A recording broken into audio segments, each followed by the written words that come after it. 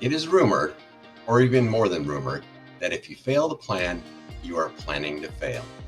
Benjamin Franklin.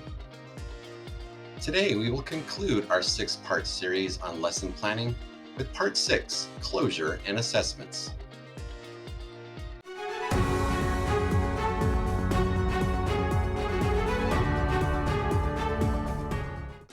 There are many styles of lesson plans: planning guides, outlines, formats, forms, some with acronyms, and some that are numbered. Many schools, districts, or administrators favor one style over another. Some sites may require you to have your lesson plans turned in weekly. Some may require them on your desk while teaching. The most important thing to ask is your site administrator what requirements are necessary for your site. In more than 30 years in public education, I have used many different styles and formats for lesson planning.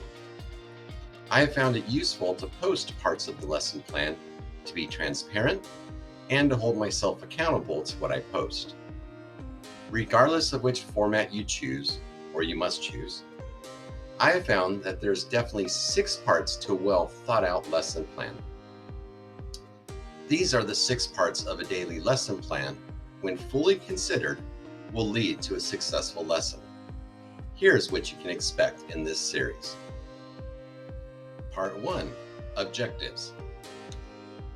Part 2, Materials and Resources. Part 3, Background Knowledge. Part 4, Direct Instruction. Part 5, Guided Teaching. Part 6, Closure and Assessment. In the first part, we took a look at the importance of standards, setting objectives, and asking questions to guide a lesson. In Part 2, we looked at materials and resources you need to collect for an effective lesson. In Part 3, we reviewed types and ways to build background knowledge.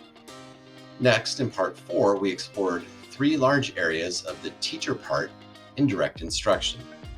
Then in Part 5, we explored the method, gradual release, and the last 2 parts of the I do, you do, we do model. Today, we will be looking at Part 6, Closure Assessment. This part of the lesson is the end of a single day or multiple days of instruction. There are 3 different types of closure that can be used depending on the lessons taught. We will look at the exit ticket, formative and summative assessments, and project-based learning. Exit ticket. The exit ticket is the quickest and simplest closure activity. This typically comes at the end of a class period or a predetermined time period. Many concepts take multiple days to teach and master. When a teaching takes more than one time block, it is a good practice to check the understanding of students at the end of each block. This can be as simple as having students respond to a question or two about the main concepts taught in that block, or as creative as having a student share in a partner group a takeaway for the day. Teachers should review the information collected in these exit tickets as a starting point for the next teaching block.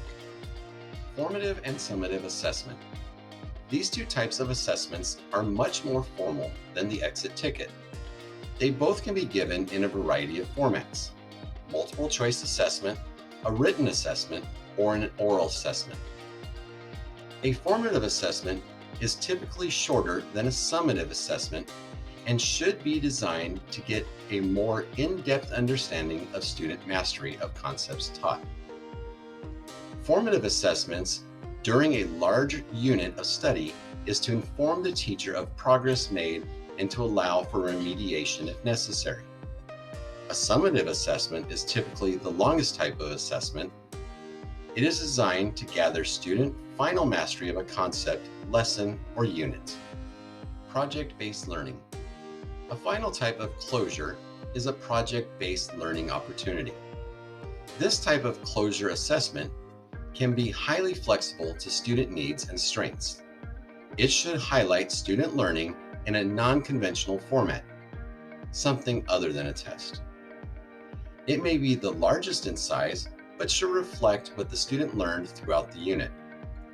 It could be in the form of a research paper, a presentation, a dramatization, or other creative model.